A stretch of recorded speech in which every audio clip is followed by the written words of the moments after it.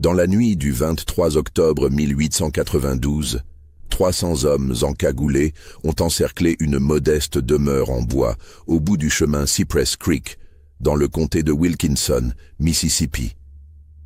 Leurs torches illuminaient les pins comme autant de lucioles démoniaques. Ils venaient pour un homme, un seul homme. Ce qu'ils ignoraient, c'est que cet homme possédait le pouvoir de détruire chacune de leurs familles sans lever le petit doigt. Avant de poursuivre ce récit troublant, abonnez-vous à cette chaîne et dites-moi en commentaire de quelle ville vous nous écoutez. Maintenant, laissez-moi vous raconter comment un homme noir, seul face à 300 membres du Ku Klux Klan, a transformé une nuit de terreur en révélation cauchemardesque. Le comté de Wilkinson, niché dans le sud-ouest du Mississippi, avait toujours été une terre de contradictions violentes. Avant la guerre, les plantations de coton s'étendaient jusqu'aux rives boueuses du fleuve Mississippi, et la richesse coulait comme le sang dans les veines d'une aristocratie qui se croyait invincible.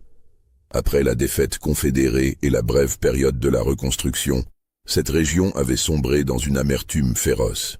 En 1892, presque 30 ans après la fin de la guerre de sécession, le comté de Wilkinson vivait sous un régime de terreur codifié. Les lois Jim Crow avaient remplacé l'esclavage par une ségrégation implacable. Les hommes noirs ne pouvaient voter que sur le papier. Dans les faits, des taxes impossibles à payer et des tests de lecture truqués les écartaient des urnes. La violence rôdait comme un prédateur affamé, toujours prêt à bondir. Le Ku Klux Klan, officiellement dissous puis reformé dans l'ombre, régnait en maître. Ses membres n'étaient pas des étrangers masqués venus de terres lointaines. C'étaient les commerçants qui vous vendaient votre farine, les juges qui présidaient les tribunaux, les shérifs qui patrouillaient les routes, les pasteurs qui prêchaient le dimanche. Tout le monde savait qui ils étaient sous leur capuche blanche, mais personne n'osait prononcer leur nom à voix haute.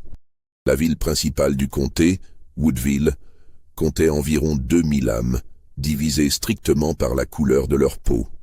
Les Blancs vivaient dans le centre, dans des maisons à colonnes qui tentaient d'imiter la grandeur d'avant-guerre. Les Noirs habitaient en périphérie, dans des cabanes de bois aux toits qui fuyaient et aux fenêtres qui ne fermaient jamais complètement. Entre les deux mondes, un gouffre invisible mais infranchissable. C'est dans ce contexte étouffant qu'un homme nommé Isaiah Freeman avait établi son cabinet médical. Dr Isaiah Freeman. Ce nom seul était une provocation dans le comté de Wilkinson. Un homme noir qui se faisait appeler docteur, qui avait étudié la médecine, qui osait soigner les Blancs autant que les Noirs. Pour beaucoup, c'était une abomination contre l'ordre naturel des choses. Isaiah était né esclave en 1857 sur une plantation à quelques kilomètres au sud de Woodville. Sa mère, Esther, travaillait comme sage-femme pour les esclaves, et parfois discrètement pour les femmes blanches dont les grossesses délicates nécessitaient des soins qu'elles ne voulaient pas confier aux médecins masculins de la région. C'est ainsi qu'Isaiah avait été exposé, dès son plus jeune âge, aux secrets les plus intimes des familles blanches.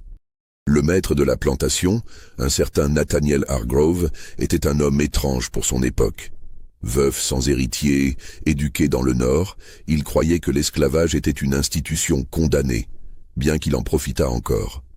Il avait autorisé Esther à enseigner la lecture à son fils, un crime passible de fouet ou pire dans la plupart des plantations. Isaiah avait appris à déchiffrer les livres dans le secret de la nuit, à la lueur d'une chandelle volée. Quand la guerre avait éclaté, Isaiah n'avait que 4 ans. Quand elle s'était terminée, il en avait 8 et goûtait pour la première fois à la liberté. Nathaniel Hargrove, mourant de tuberculose, avait fait quelque chose d'extraordinaire dans son testament. Il avait légué une somme d'argent pour l'éducation d'Isaiah Freeman, à condition que le garçon quitte le Mississippi et étudie dans le Nord. C'est ainsi qu'Isaiah s'était retrouvé à 14 ans dans une école pour Noirs à Philadelphie, puis à 20 ans à l'Howard University de Washington, étudiant la médecine avec une détermination que ses professeurs qualifiaient de féroce. Il avait excellé, Non par génie naturel, mais par un travail acharné qui ne connaissait ni repos ni répit. Chaque nuit, il étudiait jusqu'à ce que les mots dansent devant ses yeux. Chaque jour, il observait, apprenait, mémorisait. En 1881, à 24 ans, Isaiah Freeman était devenu médecin diplômé. Il aurait pu rester dans le Nord, où les opportunités étaient plus nombreuses, où la vie était moins dangereuse. Mais quelque chose le tirait vers le Sud, peut-être un sens du devoir envers ceux qui n'avaient pas eu sa chance. Peut-être une fierté têtue qui refusait de fuir. Peut-être simplement le besoin de prouver qu'un homme noir pouvait se tenir debout là même où ses ancêtres avaient été enchaînés. Il était revenu dans le comté de Wilkinson en 1882 et avait établi son cabinet dans une petite maison en bois au bout du chemin Cypress Creek. Une pancarte modeste annonçait ses services. Dr Isaiah Freeman, médecine générale. Consultation pour tous. Les premiers mois avaient été difficiles. Les Noirs du comté venaient le consulter avec un mélange de fierté et de méfiance. Fierté d'avoir l'un des leurs qui était docteur. Méfiance parce qu'ils n'avaient jamais pu se payer un médecin auparavant et ne comprenaient pas vraiment ce qu'ils pouvaient faire que les remèdes de grand-mère ne faisaient pas déjà. Isaiah soignait gratuitement ceux qui ne pouvaient pas payer, acceptait des poulets, des légumes, des heures de travail en échange de consultations. Il visitait les malades dans leurs cabanes, parcourant des kilomètres à pied ou à cheval par tous les temps. Il assistait aux accouchements, soignait les fièvres, réduisait les fractures, extrayait les dents pourries. Les Blancs, eux, l'ignoraient complètement. Le comté avait déjà 2 médecins blancs, le docteur Silas Pemberton et le docteur Henry Caldwell, tous 2 formés avant la guerre dans des écoles du Sud. Pourquoi diable un blanc irait-il consulter un médecin noir? Puis, une nuit de janvier 1883, tout avait changé. Martha Cassidy, l'épouse du juge Thomas Cassidy, était en train de mourir. Elle saignait abondamment suite à une fausse couche et ni le docteur Pemberton ni le docteur Caldwell ne parvenaient à arrêter l'hémorragie. Ils avaient essayé tous les remèdes de leur manuel poussiéreux, mais le sang continuait de couler, trempant les draps de soie, formant une mare sombre sur le plancher de chêne. C'est la servante noire de la famille Cassidy, une femme nommée Clara, qu'Isaiah avait soignée quelques semaines plus tôt pour une pneumonie, qui avait murmuré à l'oreille du juge, en panique. Il y a un docteur noir au bout de Cypress Creek. Il a étudié dans le Nord. Il sait des choses que les vieux docteurs d'ici ne savent pas. Le juge Cassidy, un homme qui avait passé sa carrière à faire respecter les lois de ségrégation, qui avait condamné des hommes noirs à mort pour des crimes qu'ils n'avaient pas commis, avait dû faire face au choix le plus terrible de sa vie. Laisser mourir sa femme pour préserver l'ordre racial ou faire venir un médecin noir dans sa demeure. L'amour avait vaincu le préjugé, au moins cette nuit-là. Isaiah se souvenait encore du regard des docteurs Pemberton et Caldwell quand il était entré dans la chambre de Martha Cassidy. Un mélange de rage, d'humiliation et de soulagement lâche. Il pourrait se décharger de la responsabilité si elle mourait. Mais il ne partirait pas. Oh non. Il resterait pour surveiller, pour critiquer, pour s'assurer qu'il pourrait pointer du doigt l'incompétence du médecin noir si les choses tournèrent mal. Isaiah avait ignoré leur regard. Il s'était lavé les mains avec du savon et de l'eau chaude, un geste que les 2 vieux médecins avaient observé avec dédain. Tout le monde savait que l'eau et le savon ne servaient à rien. Ce qui comptait, c'était l'expérience, l'intuition, le talent. Mais Isaiah avait étudié les travaux de Semmelweis, de Lister. Il connaissait l'importance de la propreté, même si la théorie des germes n'était pas encore complètement acceptée. Il avait examiné Martha Cassidy avec des mains propres, avait identifié que le placenta n'avait pas été complètement expulsé, provoquant l'hémorragie continue. Avec une délicatesse et une précision qui avaient fait taire même les docteurs Pemberton et Caldwell, il avait retiré les tissus restants, avait administré un mélange de plantes qu'il avait apprises de sa mère, combiné avec de l'ergot de seigle pour contracter l'utérus. En 2 heures, l'hémorragie avait cessé. En 3 jours, Martha Cassidy était hors de danger. Le juge n'avait jamais remercié Isaiah en public. Mais il lui avait payé discrètement une somme généreuse et avait veillé à ce qu'aucune violence ne lui soit faite pour avoir franchi le seuil d'une maison blanche. Après cette nuit, quelque chose d'étrange s'était produit. Les Blancs du comté ne l'accueillaient pas ouvertement. Ils ne le saluaient pas dans la rue. Ils ne reconnaissaient pas publiquement son existence. Mais dans le secret de la nuit, quand personne ne regardait, il venait. Il venait pour des maladies honteuses qu'ils ne voulaient pas confier au docteur Pemberton ou Caldwell, qui étaient leurs voisins, leurs amis de club, qui jouaient aux cartes avec leurs épouses. Il venait pour des syphilis contractées dans des bordels clandestins, pour des gonorrhées qui brûlaient comme le feu, pour des grossesses illégitimes qu'il fallait interrompre avant que les maris ne découvrent l'adultère. Il venait aussi pour des maladies mentales qu'il voulait cacher, pour des mélancolies profondes qui rendaient leurs filles incapables de quitter leur lit, pour des crises de nerfs qui secouaient leurs épouses comme des possessions démoniaques, pour des comportements étranges de leurs fils qu'ils attribuaient à la masturbation excessive ou à la lecture de livres pervers. Et Isaiah les soignait tous. Non pas par bonté d'âme, bien qu'il eût de la compassion même pour ceux qui le méprisaient, mais parce qu'il avait compris quelque chose de fondamental. Le pouvoir ne venait pas de la force brute dans le comté de Wilkinson. Il venait du savoir, et plus particulièrement du savoir des secrets. Car Isaiah faisait quelque chose que ni le docteur Pemberton ni le docteur Caldwell ne faisaient de manière systématique. Il tenait des registres méticuleux. Chaque patient, chaque diagnostic, chaque traitement était consigné dans des cahiers qu'il cachait sous une latte de plancher dans son cabinet. Il notait tout. Le nom complet du patient, la date de la consultation, la nature exacte de la maladie, les circonstances suspectes, les aveux murmurés pendant la fièvre, les confessions arrachées par la douleur. Il savait quel homme d'affaires respectable avait la syphilis et l'avait transmise à sa femme. Il savait quelle épouse de pasteur avait avorté d'un enfant qui n'était pas de son mari. Il savait quel jeune homme de bonne famille souffrait d'une dépendance à la morphine. Il savait quelle femme de la haute société avait des crises d'hystérie si violentes qu'elle devait être attachée à son lit. Il savait quelle fillette de 12 ans avait été violée par son oncle et était venue le voir pour des saignements inexpliqués. Il savait quel homme politique local battait son épouse si sauvagement qu'elle avait 3 côtes cassées et un œil qui ne voyait plus. Il savait quel juge avait un fils illégitime avec une femme noire qu'il gardait dans une cabane à la lisière de sa propriété. Isaiah gardait tous ses secrets avec le sceau du serment médical. Il ne les révélait jamais.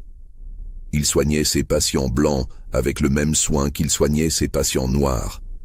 Mais il écrivait tout, chaque détail, chaque date, chaque nom. Et au fil des années, ses cahiers s'étaient remplis. 10 ans de secrets, 10 ans de honte cachée, 10 ans de crimes et de péchés que personne d'autre ne connaissait. La vie d'Isaiah Freeman était une danse complexe entre visibilité et invisibilité. Le jour, il était le médecin noir qui soignait les pauvres dans leur cabane. La nuit, il était le confesseur silencieux des riches qui venaient frapper à sa porte quand les rues étaient désertes. Il vivait seul dans sa maison du chemin Cypress Creek. Il n'avait jamais pris femme, bien que plusieurs jeunes femmes noires de la communauté eussent montré de l'intérêt. Comment aurait-il pu leur expliquer sa vie double? Comment aurait-il pu mettre une épouse en danger avec les secrets qu'il portait? Sa maison était simple mais soignée. 2 pièces principales. Un cabinet médical à l'avant, avec une table d'examen, des étagères de flacons et d'instruments chirurgicaux, une bibliothèque contenant ses livres médicaux. Et à l'arrière, sa chambre personnelle avec un lit étroit, une chaise, une petite table où il prenait ses repas. Sous le plancher du cabinet, dans un espace creux qu'il avait aménagé lui-même, reposaient ses trésors les plus précieux. 7 cahiers épais, reliés en cuir noir. Chaque page couverte de son écriture serrée et précise. Des milliers de consultations, des centaines de secrets. Il avait conscience que ces cahiers étaient à la fois sa protection et sa condamnation potentielle. Si leur contenu était révélé au grand jour, cela détruirait des dizaines de familles respectables du comté. Mais si on découvrait qu'il conservait ces informations, qu'il documentait méthodiquement les faiblesses et les crimes de l'élite blanche, sa vie ne vaudrait pas plus qu'une chandelle dans une tempête. Pourtant, Isaiah ne pouvait s'empêcher de continuer.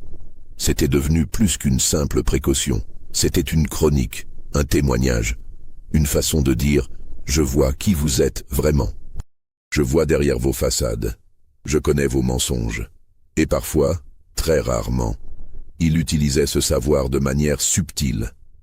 Quand un patient noir était accusé injustement d'un crime, et que Isaiah savait que le véritable coupable était un blanc qu'il avait soigné, il trouvait des moyens détournés de faire parvenir l'information aux bonnes personnes. Un mot glissé à un journaliste. Une lettre anonyme au shérif. Une suggestion murmurée à un avocat. Il ne pouvait pas changer le système. Mais il pouvait, de temps en temps, introduire un grain de sable dans les rouages de l'injustice. L'année 1892 avait commencé dans une atmosphère de tension inhabituelle. L'élection présidentielle approchait et les démocrates blancs du Sud étaient déterminés à empêcher toute résurgence du pouvoir politique noir, même symbolique. Le Ku Klux Klan, qui avait connu des périodes de sommeil relatif, se réveillait avec une virulence renouvelée. Des incidents commençaient à se multiplier dans le comté de Wilkinson. Un homme noir accusé d'avoir regardé une femme blanche de manière inappropriée avait été fouetté publiquement. Une église noire avait été incendiée. Des croix brûlées dans les champs la nuit, semant la terreur dans les communautés noires. Isaiah sentait le danger monter comme une marée. Les patients blancs qui venaient à le consulter la nuit semblaient plus nerveux, plus pressés de partir. Certains arrêtaient complètement de venir. Ils comprenaient le message. L'époque permettait une certaine hypocrisie privée, mais même cette hypocrisie avait des limites quand la violence collective était dans l'air. Puis, en septembre 1892, quelque chose s'était produit qui avait mis le comté en ébullition. Un jeune homme noir nommé Samuel Porter avait été accusé d'avoir volé dans un magasin de Woodville. Le propriétaire du magasin, un homme blanc du nom de Walter Cunningham, affirmait que Samuel était entré dans son établissement et avait subtilisé une montre en argent. Samuel clamait son innocence, disait qu'il n'avait jamais mis les pieds dans ce magasin, qu'il était chez lui ce jour-là avec des témoins. Mais les témoignages de Noirs ne valaient rien contre la parole d'un blanc. Samuel avait été arrêté, jugé en une journée, condamné à 10 ans de travaux forcés. C'était essentiellement une sentence de mort. Les chaînes de forçat dans le Mississippi étaient des machines à tuer. La plupart des hommes n'y survivaient pas 3 ans. La communauté noire était révoltée, mais impuissante. Que pouvait-il faire? Se soulever? Il serait massacré. Protester légalement? Les tribunaux étaient une farce. Fuir? Où irait-il? Isaiah, lui, savait quelque chose que personne d'autre ne savait. Il savait que Walter Cunningham souffrait d'une maladie mentale qui lui causait des hallucinations et des délires paranoïaques. Il l'avait soigné à plusieurs reprises pour ses troubles, lui avait prescrit de la bromure pour calmer ses nerfs. Dans ses cahiers, il avait noté que Cunningham devenait parfois incohérent, accusait les gens de complots imaginaires, voyait des choses qui n'existaient pas. Il savait aussi que Cunningham avait des dettes de jeu considérables et que la montre en argent avait probablement été vendue par Cunningham lui-même pour payer ses créanciers, avant qu'il n'oublie l'avoir vendue et n'accuse le premier noir venu de l'avoir volée. Isaiah avait fait face à un dilemme moral terrible. S'il révélait ces informations, il trahirait le secret médical. Mais s'il ne disait rien, un innocent irait pourrir dans un bagne. Il avait essayé une approche indirecte. Il avait écrit une lettre anonyme au juge qui avait condamné Samuel, suggérant que Cunningham souffrait de troubles mentaux et que son témoignage devait être considéré avec prudence. La lettre avait été ignorée. Pire, le juge avait fait savoir publiquement qu'il considérait cette lettre comme une insulte à l'honneur d'un citoyen blanc respectable. Puis Isaiah avait essayé de parler directement à l'avocat de Samuel, un jeune homme blanc du nom de Robert Hayes, qui semblait avoir encore quelques principes.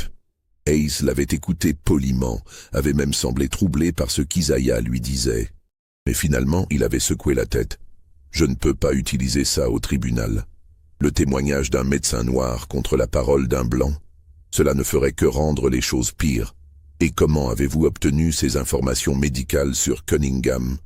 Si cela se sait, c'est vous qui aurez des problèmes. » Isaiah avait compris qu'il ne pouvait rien faire. Samuel Porter avait été emmené en chaîne vers le bagne. 3 semaines plus tard, des nouvelles étaient revenues. Samuel était mort. Officiellement, d'une fièvre. Officieusement, tout le monde savait qu'il avait probablement été battu à mort ou laissé mourir sans soin. La communauté noire avait pleuré. Isaiah, lui, avait ressenti quelque chose de différent. Une rage froide. Une détermination glaciale. Il avait ouvert ses cahiers et avait commencé à compiler une liste spéciale. Tous les secrets les plus sombres qu'il connaissait sur les hommes les plus puissants du comté de Wilkinson.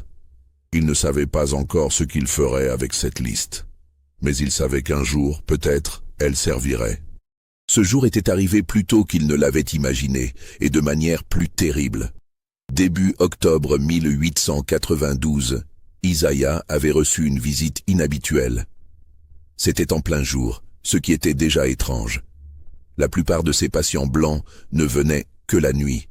Mais cet homme était venu en plein après-midi, était descendu de son cheval devant la maison d'Isaiah sans même essayer de cacher sa présence. C'était James Sullivan, l'un des hommes les plus riches du comté, propriétaire de vastes terres, d'un moulin à coton, d'actions dans plusieurs banques.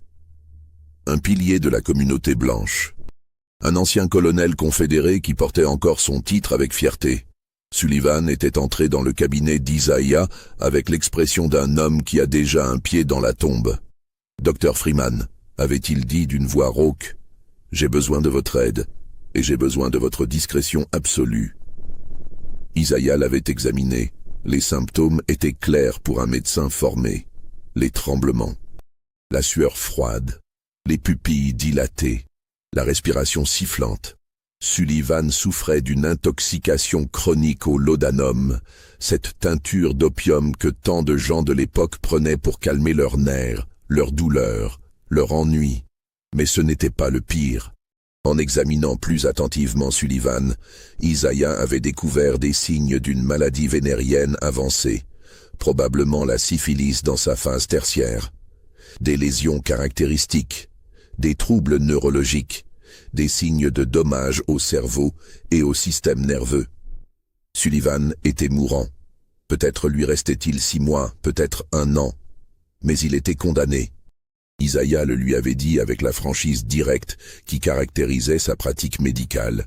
Il ne mentait jamais sur les diagnostics, même quand la vérité était terrible. Sullivan avait accusé le coup comme un homme recevant une balle. Il était resté silencieux un long moment, regardant ses mains tremblantes. Puis il avait demandé « Pouvez-vous au moins soulager la douleur? Faire en sorte que je puisse mettre mes affaires en ordre ?» Isaiah avait hoché la tête. « Je peux vous prescrire des médicaments qui rendront vos derniers mois plus supportables. Mais vous devez comprendre que la maladie suivra son cours. Il n'y a pas de guérison possible. » Sullivan l'avait remercié d'une voix brisée, avait payé généreusement, et était parti. Isaiah avait noté tous les détails dans son cahier, comme toujours.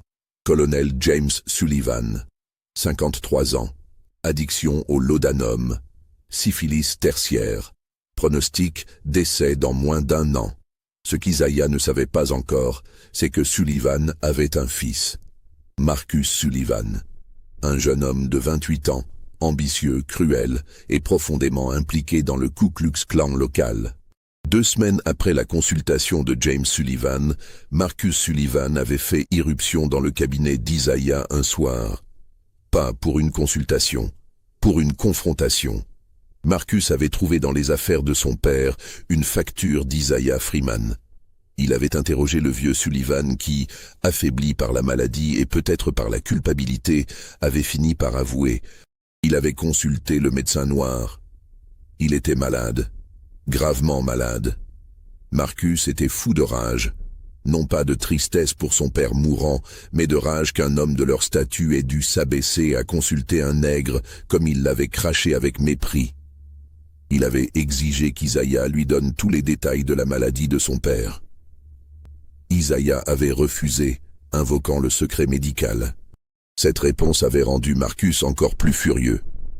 Un nègre qui lui parlait de secret médical, comme s'il était un vrai docteur, comme si ces règles blanches du Nord s'appliquaient ici dans le Mississippi. Mais ce qui avait vraiment enragé Marcus, c'était autre chose. En fouillant dans les affaires de son père, il avait trouvé d'autres reçus d'Isaiah Freeman. Des consultations s'étalant sur plusieurs années. Des sommes considérables payées pour des traitements mystérieux. Marcus avait commencé à se poser des questions.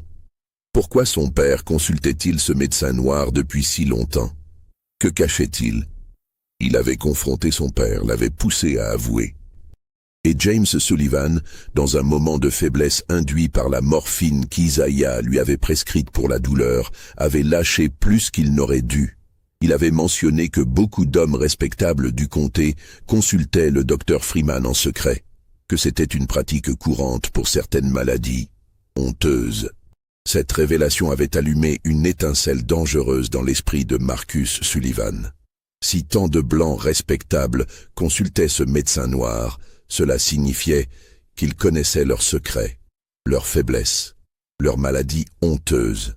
Et s'ils les connaissaient, ils pouvaient les utiliser contre eux. Marcus en avait parlé à ses amis du clan. L'idée s'était répandue comme une traînée de poudre. Ce nègre, ce docteur Freeman, il connaît nos secrets. Il sait des choses qu'il ne devrait pas savoir. C'est un danger. Il faut s'en occuper. Dans les jours qui avaient suivi, Isaiah avait senti le danger se rapprocher. Ses patients blancs avaient complètement cessé de venir. Des regards hostiles le suivaient quand il se rendait à Woodville pour acheter des fournitures médicales. Des murmures cessaient brusquement quand il passait. Puis, les menaces avaient commencé. D'abord subtil, un message glissé sous sa porte. Les nègres qui en savent trop finissent mal. Puis plus direct, une croix brûlée dans son jardin une nuit. Des coups de feu tirés près de sa maison, assez près pour être un avertissement, assez loin pour ne pas être une tentative de meurtre immédiate. Les membres de la communauté noire étaient venus le voir, l'avaient supplié de partir. « Fuyez vers le nord, docteur Freeman. Ils vont vous tuer. Vous le savez. Partez pendant qu'il est encore temps. » Mais Isaiah n'était pas parti, peut-être par orgueil, peut-être par un sens têtu de la justice, peut-être parce qu'il savait que fuir ne servirait à rien. S'il voulait vraiment le tuer, il le traquerait où qu'il aille. Au lieu de cela, il avait préparé sa défense, pas avec des armes, bien qu'il possédât un vieux revolver que sa mère lui avait donné, mais avec ses cahiers. Il avait passé 3 jours et 3 nuits à compiler toutes les informations les plus compromettantes de ses 10 années de pratique. Il avait créé un dossier détaillé sur 73 hommes blancs du comté de Wilkinson. Leurs maladies secrètes, leurs crimes cachés, leurs scandales enterrés. Dans ce dossier, on pouvait lire que le révérend Josiah Hampton, qui prêchait la pureté morale tous les dimanches, souffrait d'une gonorrhée chronique contractée auprès de prostituées noires qu'il visitait régulièrement dans un bordel clandestin. On pouvait y découvrir que le juge Thomas Cassidy, qui condamnait sévèrement l'adultère et l'immoralité, avait eu une liaison de 2 ans avec l'épouse de son associé et l'avait mise enceinte. Isaiah avait pratiqué l'avortement lui-même sous la pression et les menaces. On y apprenait que le shérif William Dutton, qui se vantait de sa force et de sa virilité, souffrait d'une maladie nerveuse qui le rendait impuissant et qu'il traitait avec des doses massives de strychnine qui le faisaient trembler comme une feuille. On y lisait que le banquier Albert Frost avait tenté de se suicider 3 fois à cause d'une mélancolie profonde et qu'il était maintenant dépendant à l'opium qu'Isaiah lui prescrivait pour le garder fonctionnel. On y découvrait que le propriétaire terrien Edward Richmond battait son épouse si sauvagement qu'elle avait perdu l'usage de son bras gauche et qu'Isaiah avait dû remettre en place ses os brisés à plusieurs reprises. Chaque secret était documenté avec des dates, des détails cliniques, des témoignages de consultation. C'était une bombe qui, si elle explosait, détruirait l'élite entière du comté de Wilkinson. Isaiah avait fait 3 copies de ce dossier. L'une était cachée sous le plancher de son cabinet. La deuxième avait été confiée à un pasteur noir de confiance avec des instructions précises. Si quelque chose m'arrive, envoyez ceci au journal le plus proche qui acceptera de le publier. La troisième avait été envoyée par courrier à un avocat noir de Philadelphie avec qui Isaiah avait étudié, accompagné d'une lettre expliquant la situation. Puis, il avait attendu. Il savait qu'il viendrait. C'était juste une question de temps. Le jour du 23 octobre 1892 avait été étrangement calme. Trop calme. Les oiseaux ne chantaient pas. Le vent lui-même semblait retenir son souffle. Isaiah avait senti dans ses os que ce serait cette nuit-là. Il avait passé la journée à préparer sa maison. Il avait barricadé les fenêtres avec des planches. Il avait chargé son revolver et l'avait posé sur la table de son cabinet. Il avait sorti le dossier de sa cachette sous le plancher et l'avait placé bien en évidence sur son bureau. Alors que le soleil se couchait, peignant le ciel de rouge sang, Isaiah s'était assis dans son fauteuil et avait attendu. Il avait pensé à sa mère, morte 10 ans plus tôt de vieillesse. Il avait pensé à tous les patients qu'il avait soignés, noirs et blancs. Il avait pensé à Samuel Porter, mort injustement dans un bagne. Il n'avait pas peur, ou plutôt, sa peur était devenue quelque chose d'autre. Une clarté froide, une résolution de fer. S'il voulait le tuer, il le ferait de toute façon, mais il ne partirait pas sans se battre. Et il ne se battrait pas avec des balles qui ne serviraient à rien contre une foule. Il se battrait avec la vérité. Vers 9 heures du soir, il avait entendu les premiers bruits. Des chevaux, beaucoup de chevaux, des voix d'hommes. Puis, comme un cauchemar devenant réalité, il les avait vus. Ils arrivaient par le chemin Cypress Creek comme une marée blanche fantomatique. Des hommes en robes blanches et cagoules pointues. Des torches brûlant dans la nuit. Isaiah s'était levé, s'était approché de la fenêtre. Il avait compté 20, 50, 100, 200, 300. 300 hommes du Ku Klux Klan encerclaient sa maison. Si ce récit vous glace le sang, laissez un like et dites-moi en commentaire ce que vous pensez qu'Isaiah Freeman va faire face à cette horde. Parce que ce qui va suivre va défier toutes vos attentes. La scène était surréaliste. 300 hommes formaient un cercle presque parfait autour de la modeste maison en bois d'Isaiah. Leurs torches créaient une mer de lumière vacillante qui transformait la nuit en jour infernal. On aurait dit les cercles de l'enfer de Dante prenant vie dans le Mississippi. Mais ce qui était le plus terrifiant, c'était le silence. 300 hommes, et pas un bruit, pas de cris, pas d'insultes, pas de menaces hurlées, juste un silence épais, lourd, qui pesait comme une pierre tombale. Ils attendaient, comme des prédateurs encerclant une proie, sachant qu'elle ne peut pas s'échapper, prenant leur temps pour savourer la terreur. Isaiah les observait depuis sa fenêtre. Il pouvait voir leurs silhouettes blanches se découpant contre les ténèbres au-delà. Sous leur cagoule, il ne pouvait voir leur visage, mais il savait qui ils étaient. Il reconnaissait la posture du shérif Dutton, la démarche du juge Cassidy, la carrure du révérend Hampton, tous ces anciens patients, tous ceux dont il connaissait les secrets les plus sombres. Il y avait une justice poétique terrible dans cette situation.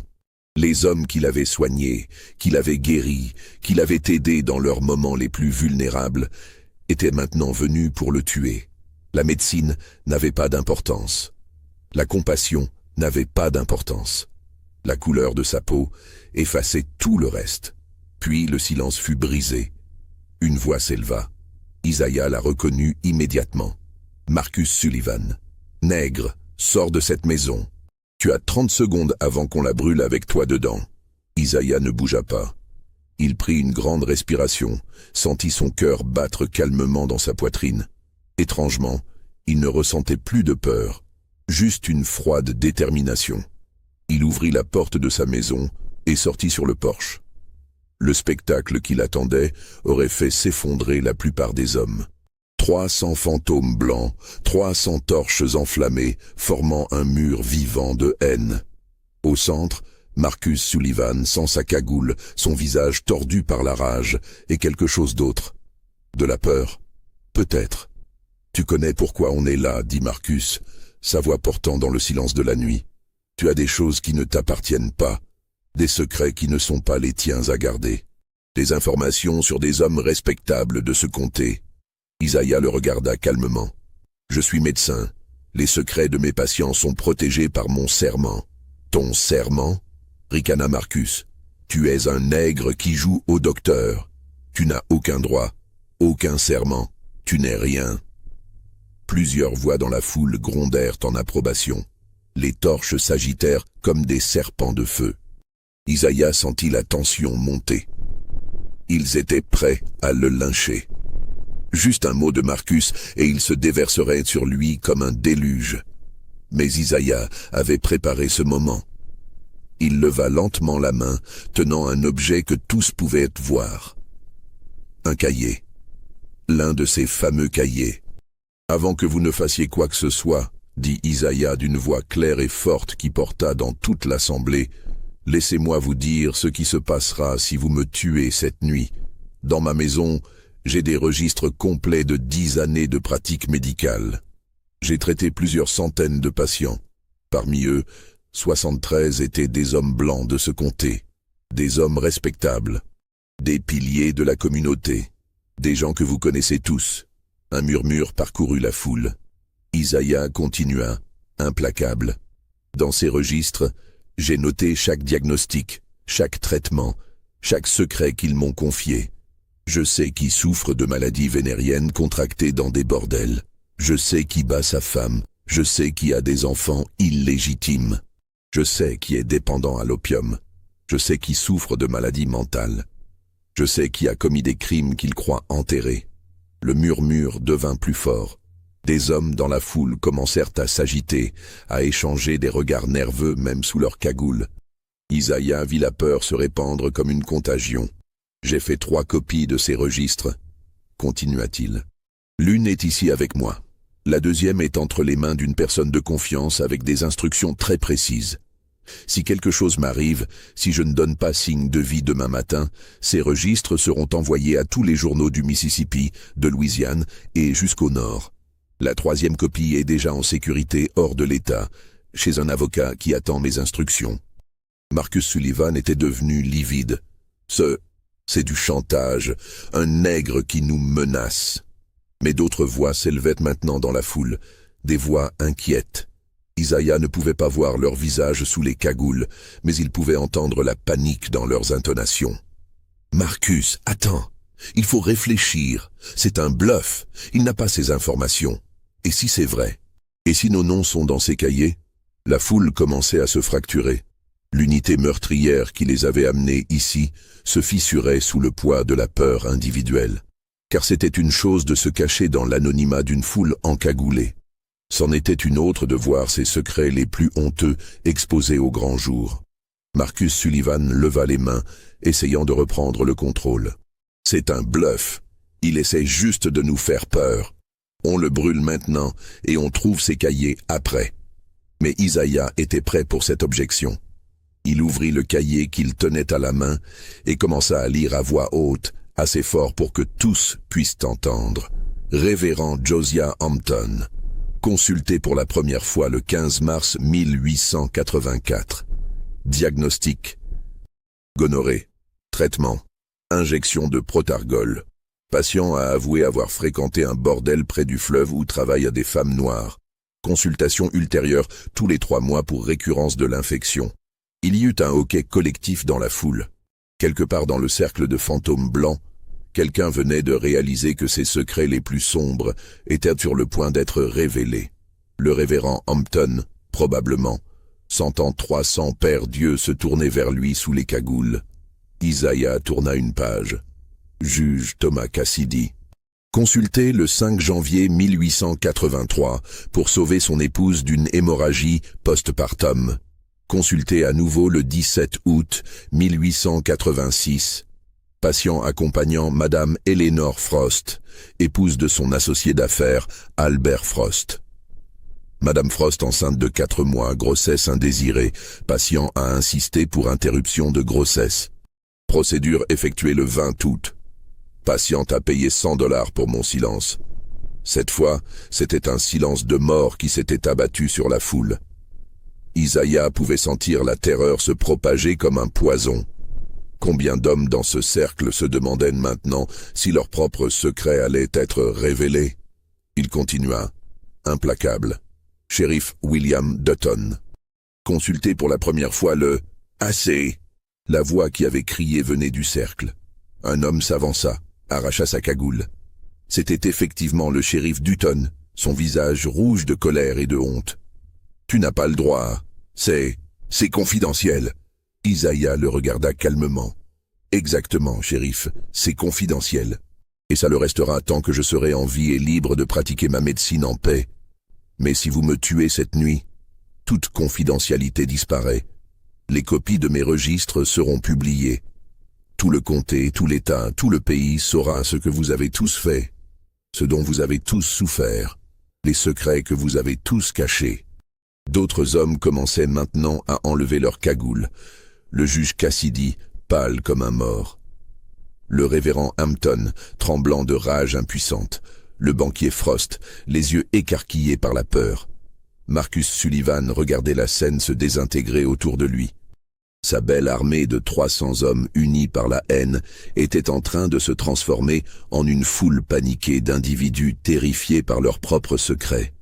C'est alors qu'un autre homme s'avança. Quelqu'un qu'Isaiah ne s'attendait pas à voir défendre sa cause. James Sullivan, le père de Marcus. Le vieux colonel était là, vêtu de sa robe de clan mais sans sa cagoule, appuyé sur une canne, son visage marqué par la maladie et la morphine. « Mon fils », dit-il d'une voix faible mais audible, « arrête ceci, maintenant. » Marcus se tourna vers son père, incrédule. « Père, tu es avec eux? Tu défends ce nègre ?» James Sullivan secoua la tête lentement. « Je ne défends personne. » Mais cet homme dit la vérité. Il connaît des choses qui peuvent détruire des familles entières, des fortunes, des réputations. S'il meurt cette nuit et que ces informations deviennent publiques, nous serons tous ruinés. Il y eut un moment de silence, puis James ajouta plus doucement, « Et il m'a soigné avec honneur.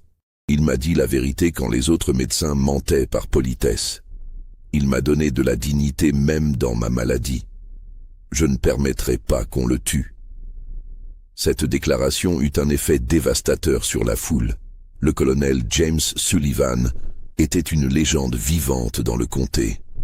Un héros de guerre confédéré, un patriarche respecté. S'il lui défendait le médecin noir, comment pouvait-il s'opposer? Mais Marcus n'était pas prêt à abandonner. Il se tourna vers la foule, désespéré. « Vous allez vraiment laisser un nègre nous dicter nos actions? Vous allez vraiment vous soumettre à son chantage? Où est votre fierté? Où est votre honneur? Où est... » Un homme dans la foule, un fermier du nom de Jackson dont Isaiah ne se souvenait pas avoir jamais soigné, cria « Marcus a raison, on ne peut pas laisser un nègre nous faire peur, on le pend, on brûle ses cahiers, et c'est réglé. » D'autres voix se joignirent à lui. « Oui, on le pend, on brûle tout. » Mais d'autres voix, plus nombreuses, criaient le contraire. « Non, c'est trop dangereux. Et si les copies sont vraiment déjà envoyées? On ne peut pas prendre ce risque, il faut trouver une autre solution. » La foule était maintenant clairement divisée. Certains voulaient toujours la violence, l'effusion de sang, la vengeance simple et brutale. Mais d'autres, ceux qui avaient quelque chose à perdre, ceux dont les secrets pourraient être révélés, hésitaient. Isaiah comprit que c'était le moment crucial. S'il laissait la foule se déchirer, la violence pourrait éclater de toute façon. Il devait prendre le contrôle. Il leva à nouveau la main, réclamant l'attention. « Écoutez-moi. » Sa voix coupa à travers le chaos. « Vous avez une décision à prendre ce soir. Vous pouvez me tuer, vous pouvez brûler ma maison, vous pouvez détruire cette copie de mes registres. Mais vous ne pourrez pas arrêter les autres copies d'être publiées. Et quand elles le seront, ce ne sera pas seulement moi qui serai détruit. Ce sera vous tous. » Il balaya du regard le cercle de visages, certains encore cachés sous les cagoules, d'autres exposés et vulnérables. Ou, vous pouvez faire un autre choix. Vous pouvez me laisser vivre, me laisser continuer ma pratique médicale. Et en échange, je vous donne ma parole que tant que je vivrai, vos secrets resteront secrets. Je continuerai à appliquer le serment médical que j'ai prêté. Aucune information ne sera jamais révélée, à moins que vous ne me forciez la main. Le juge Cassidy s'avança. « Et comment peut-on te faire confiance? Tu es... » Il s'arrêta, ne trouvant pas de mots qui ne sonnent pas comme un aveu de sa propre hypocrisie. Isaiah le regarda directement dans les yeux. « Juge Cassidy, quand votre femme était en train de mourir, vous m'avez fait confiance pour la sauver. Quand vous aviez un secret que vous ne vouliez pas révéler, vous m'avez fait confiance pour garder le silence. Cette confiance, je ne l'ai jamais trahie. Et je ne la trahirai pas maintenant, à condition qu'on me laisse vivre en paix. » Le révérend Hampton parla alors, sa voix tremblante. « Et les copies que tu as déjà envoyées, comment peut-on être sûr qu'elles ne seront pas publiées? J'enverrai des instructions demain matin pour que ces copies soient détruites, » répondit Isaiah. « Mais seulement si je suis en vie demain matin. Seulement si aucun mal ne m'est fait cette nuit. C'est ma garantie. Ma vie contre vos secrets. » Il y eut un long moment de silence. 300 hommes, 300 torches, 300 consciences luttant contre la peur, la honte et la haine. Isaiah attendait, immobile sur son porche. Il savait qu'il avait fait tout ce qu'il pouvait. Le reste dépendait de leur capacité à choisir la survie sur la violence. Ce fut finalement le banquier Albert Frost qui parla. « Messieurs, » dit-il d'une voix faible, « je pense que nous devons être pragmatiques. Si ce que dit le docteur Freeman est vrai, et je n'ai aucune raison de douter de sa parole puisqu'il a toujours été discret dans le passé, alors notre meilleure option est de le laisser vivre. » Des murmures d'accord parcoururent une partie de la foule. D'autres restaient silencieux, bouillonnant de rage impuissante. Marcus Sullivan fit une dernière tentative désespérée. « Vous êtes tous des lâches. Vous allez laisser un seul nègre vous intimider? Vous, 300 hommes blancs ?» Mais son père posa une main sur son épaule. « Marcus, c'est terminé. Nous devons partir. » Marcus se dégagea violemment. « Non, père, tu ne comprends pas. Si on le laisse vivre, il aura du pouvoir sur nous. Un nègre qui a du pouvoir sur des blancs. C'est inacceptable. » Le colonel Sullivan regarda son fils avec quelque chose qui ressemblait à de la pitié. « Mon fils, nous lui avons déjà donné ce pouvoir le jour où nous sommes allés le consulter en secret. Nous avons fait ce choix nous-mêmes. Maintenant, nous devons vivre avec les conséquences. » C'était fini. Marcus pouvait le voir dans les yeux de son père, dans les visages des hommes autour de lui. La volonté collective de violence s'était évaporée, remplacée par la peur individuelle de l'exposition. Un par un, les hommes commencèrent à se retourner, à marcher vers leurs chevaux. Certains gardaient encore leurs torches, mais beaucoup les jetaient au sol, comme s'ils voulaient se débarrasser de la preuve de leur participation à cette nuit. Le cercle de 300 hommes commença à se dissoudre. 30, 20, 10... Bientôt, il ne resta plus que Marcus Sullivan, debout seul dans la lueur mourante des torches abandonnées, regardant Isaiah avec une haine pure dans les yeux. « Ça ne se terminera pas comme ça, » dit-il doucement. « Un jour, d'une manière ou d'une autre, tu paieras pour cette nuit. »« Peut-être, » répondit Isaiah tout aussi doucement. « Mais pas cette nuit. Cette nuit, vous rentrez tous chez vous, et moi aussi. » Marcus cracha au sol, se retourna, et marcha vers son cheval. En quelques minutes, même lui avait disparu dans l'obscurité. Isaiah ne dormit pas cette nuit-là. Il resta assis dans son fauteuil, le revolver sur ses genoux, attendant un retour possible de la violence. Mais personne ne vint. Le chemin Cypress Creek resta désert et silencieux. Quand l'aube se leva, peignant le ciel de rose et d'or, Isaiah sortit sur son porche. Le sol était jonché de torches éteintes, formant un cercle presque parfait autour de sa maison. Des marques de sabots de chevaux, avait transformé la terre en boue, mais il était vivant. Seul, mais vivant. Il tint sa promesse. Ce matin-là, il envoya des lettres à ses 2 contacts, leur demandant de garder les copies des registres en sécurité, mais de ne pas les publier. Pas encore. Peut-être jamais, si l'équilibre précaire qu'il avait créé cette nuit pouvait être maintenu. Dans les jours qui suivirent, le comté de Wilkinson fut étrangement calme. Les gens parlaient à voix basse de ce qui s'était passé, mais personne n'osait en discuter ouvertement. 300 hommes savaient qu'ils avaient échoué, et 73 hommes blancs respectables savaient qu'un médecin noir possédait le pouvoir de détruire leur vie. Isaiah continua sa pratique médicale.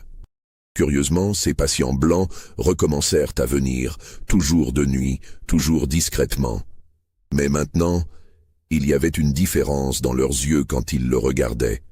Ce n'était plus seulement du mépris ou de la condescendance, c'était quelque chose de nouveau, du respect, de la peur, peut-être les deux.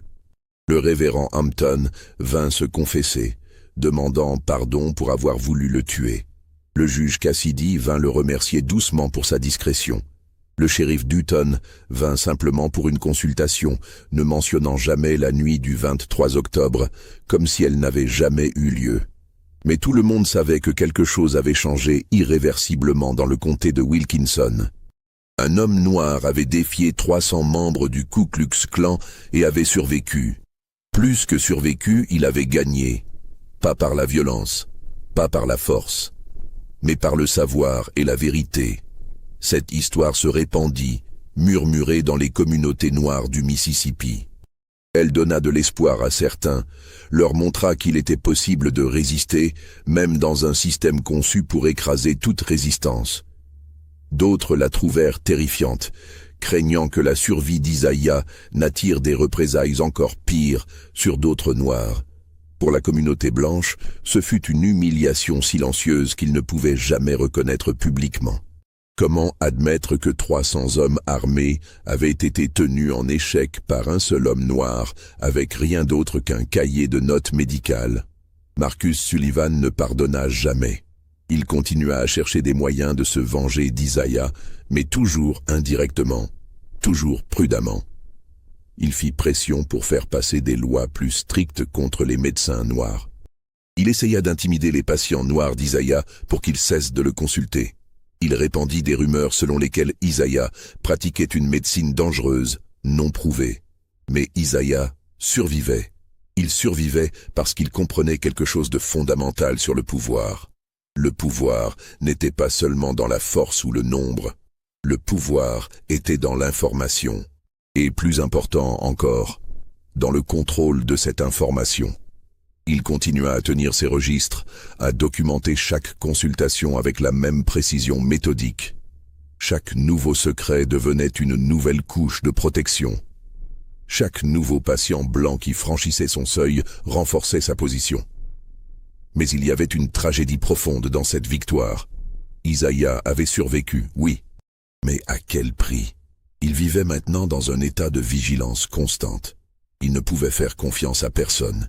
Il ne pouvait se permettre de se marier, de fonder une famille, de vivre une vie normale. Sa survie dépendait du maintien de cet équilibre précaire entre être utile et être dangereux. Et au fond de lui, il savait que son pouvoir n'était qu'une illusion fragile. Il ne pouvait changer le système. Il ne pouvait protéger personne d'autre que lui-même. Samuel Porter était toujours mort, victime d'une injustice qu'Isaiah n'avait pu empêcher. Des milliers d'autres Noirs du Mississippi souffraient toujours sous le joug de la ségrégation et de la violence. Isaiah avait gagné sa bataille personnelle, mais la guerre était loin d'être terminée. Et il le savait. Les années passèrent. 1893, 1894, 1895. Isaiah vieillit. Ses cheveux commencèrent à grisonner. Ses mains, autrefois si fermes pour tenir un scalpel, développèrent un léger tremblement. James Sullivan mourut en 1894, la syphilis ayant finalement consumé son cerveau et son corps. Isaiah assista aux funérailles. debout à l'arrière de l'église blanche, où il n'était normalement pas autorisé. Personne ne protesta. Marcus Sullivan le regarda avec une haine toujours brûlante, mais ne dit rien. D'autres de ses patients moururent aussi. Le révérend Hampton d'une crise cardiaque, le banquier Frost d'une overdose d'opium, peut-être accidentelle, peut-être intentionnelle. Chaque mort emportait avec elle des secrets, mais Isaiah en connaissait toujours plus qu'assez pour maintenir son pouvoir fragile. De nouveaux patients vinrent. Une nouvelle génération d'hommes blancs, avec leurs propres maladies honteuses, leurs propres secrets sombres. Et Isaiah les soignait tous, notant tout, ajoutant de nouvelles pages à ses cahiers. En 1896, quelque chose d'étrange se produisit. Le shérif Dutton vint le voir, non pas pour une consultation médicale, mais pour une faveur. Un crime avait été commis. Un homme noir accusé de viol. Dutton savait que l'homme était innocent, que le véritable coupable était un blanc dont la famille avait des connexions politiques. Dutton demanda à Isaiah de témoigner devant le tribunal, de fournir un témoignage médical qui prouverait l'innocence de l'homme noir. C'était un risque énorme pour les deux hommes. Isaiah accepta néanmoins. Le jour du procès, Isaiah entra dans la salle d'audience, conscient de tous les regards qui se tournaient vers lui. Il présenta son témoignage avec clarté et précision, utilisant sa connaissance médicale pour démontrer que l'accusation ne tenait pas. Le juge, Thomas Cassidy, écouta. Et pour la première fois dans l'histoire du comté de Wilkinson, un homme noir fut acquitté sur la base du témoignage d'un médecin noir. C'était une petite victoire, presque insignifiante dans le grand schéma des choses. Mais c'était une victoire néanmoins. Isaiah Freeman mourut en 1908 à l'âge de 51 ans d'une pneumonie. Il était seul chez lui quand la mort vint le chercher, ses cahiers cachés sous le plancher comme toujours. La communauté noire du comté pleura sa perte. Des centaines de personnes assistèrent à ses funérailles, témoignant de l'impact qu'il avait eu sur leur vie. La communauté blanche resta silencieuse, mais plusieurs hommes respectables envoyèrent discrètement des couronnes funéraires, sans carte, sans nom. Après sa mort, ses cahiers furent découverts par le pasteur noir, à qui il avait confié l'une des copies de ses registres. Cet homme, comprenant le pouvoir et le danger de ces documents, prit une décision. Il les brûla, tous, les originaux et toutes les copies qu'il put trouver. C'était peut-être la plus grande ironie. Les secrets qu'Isaiah avait si soigneusement documentés, qui avaient été sa protection pendant des années, furent détruits pour protéger la communauté noire du comté. Car le pasteur savait que si ces cahiers tombaient entre de mauvaises mains, ils pourraient être utilisés pour justifier des violences terribles contre tous les Noirs de la région. Les secrets moururent avec Isaiah, officiellement en tout cas. Mais des murmures persistèrent. Dans les décennies qui suivirent, quand des familles blanches respectables du comté de Wilkinson connurent des scandales inattendus, des chutes soudaines de leur fortune, des révélations embarrassantes, certains se demandaient si Isaiah n'avait pas laissé d'autres copies cachées quelque part. Si un de ses cahiers n'avait pas survécu, conservé par quelqu'un qui savait comment l'utiliser. En 1920, Marcus Sullivan, maintenant un vieil homme amer, mourut dans un incendie mystérieux dans sa demeure. Certains dirent que c'était un accident. D'autres murmurèrent que c'était une justice poétique, que les fantômes du passé étaient revenus réclamer leur dû. La maison d'Isaiah, au bout du chemin Cypress Creek, fut abandonnée, puis démolie dans les années 1930. Mais les gens du coin juraient encore qu'on pouvait parfois voir une lumière dans les ruines la nuit, comme si quelqu'un tenait toujours une veille silencieuse. L'histoire du siège, qui n'eut jamais lieu officiellement, devint une légende dans la communauté noire. Les détails variaient selon qui racontait l'histoire. Certains disaient que 100 hommes du clan étaient venus, d'autres disaient 1000. Certains affirmaient qu'Isaiah les avait tous fait fuir avec un seul regard. D'autres disaient qu'il avait fait un pacte avec le diable. Mais ceux qui avaient été là cette nuit-là Les 300 hommes qui avaient formé ce cercle de feu et de haine autour d'une modeste maison en bois ne parlèrent jamais de ce qui s'était vraiment passé.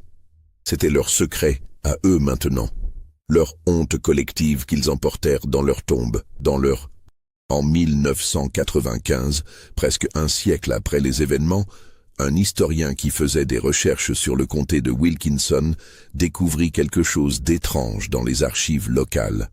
Pour le 24 octobre 1892, il y avait un vide complet dans les rapports du shérif. Aucune activité enregistrée, aucun incident rapporté. Comme si cette nuit n'avait jamais existé. Pourtant, il trouva aussi des anomalies intéressantes. Dans les semaines qui suivirent cette date, plusieurs familles blanches respectables du comté avaient fait des dons inhabituellement généreux à l'église noire locale. Plusieurs hommes avaient soudainement quitté leur position de pouvoir, citant des raisons de santé. Le Ku Klux Klan local avait connu une période de calme inhabituelle qui avait duré plusieurs années. L'historien interrogea des descendants, fouilla dans de vieilles lettres et journaux intimes. Il trouva des références obliques. Une lettre d'une femme blanche à sa sœur mentionnant « la nuit terrible où les hommes sont partis et sont revenus changés ». Un journal intime d'un homme parlant de « la honte qui pèse sur ma conscience depuis cette nuit d'octobre ». Mais aucun document direct, aucune preuve concrète, juste des ombres et des murmures. L'historien écrivit un article spéculatif sur ce qu'il appelait l'incident Cypress Creek, suggérant qu'un événement significatif, mais non documenté, s'était produit cette nuit-là. Son article fut publié dans une revue académique obscure, lu par quelques dizaines de personnes, puis oublié. La vérité sur ce qui s'était vraiment passé resta enterrée avec les hommes qui y avaient participé. Et peut-être était-ce mieux ainsi. Certaines histoires sont trop dangereuses pour être racontées. Certaines vérités trop dérangeantes pour être admises. Alors, cette histoire est-elle vraie? A-t-elle vraiment eu lieu? Y a-t-il eu un médecin noir nommé Isaiah Freeman qui a tenu tête à 300 membres du Ku Klux Klan avec rien d'autre que des cahiers remplis de secrets? Les registres officiels ne disent rien. Mais l'absence de preuves n'est pas une preuve d'absence. Dans le sud d'après-guerre, tant de choses se passaient dans l'ombre, non documentées, non rapportées. Tant de violences effacées. Tant d'actes de résistance silencieux oubliés. Peut-être qu'Isaiah Freeman a vraiment existé sous un autre nom. Peut-être que sa confrontation avec le clan s'est produite différemment. Peut-être que l'histoire a été embellie, transformée, magnifiée par le temps et la répétition. Ou peut-être que tout ceci n'est qu'une légende. Une histoire que les gens se racontaient pour se donner de l'espoir dans des temps désespérés. Une fable morale sur le pouvoir du savoir face à la tyrannie de l'ignorance. Mais voici ce qui est indéniable. Dans le Mississippi de la fin du XIXe siècle, des hommes noirs et des hommes blancs vivaient côte à côte dans un système de ségrégation brutale.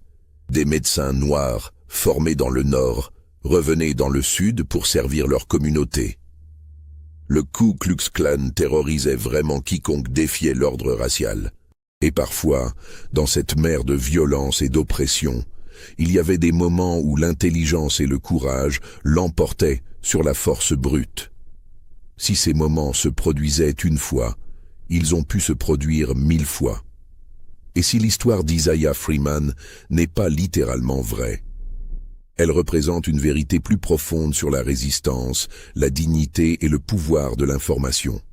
Ce qui est certain, c'est que quelque part dans les archives poussiéreuses du comté de Wilkinson, ou peut-être dans un grenier oublié, ou enterré sous une vieille maison démolie, il pourrait encore exister un cahier rempli de l'écriture serrée et précise d'un médecin noir.